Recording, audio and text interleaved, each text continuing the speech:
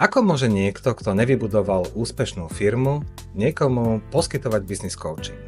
Počul si, aký fotbalista bol José Mourinho? Každý ho pozná len ako trénera. Business coach vám nepovie, čo musíte pre úspech urobiť, ale v správnom čase vám položí tie správne otázky a s pokorou voči vášmu géniovi vám nebude radiť ani vás hodnotiť. Jeho pohľad na tému je obmedzený len jeho kontextom, ale vy máte svoj vlastný kontext. Otázky kouča vás podnecujú hľadať odpovede a tie vás posúvajú vpred za vašimi cieľmi.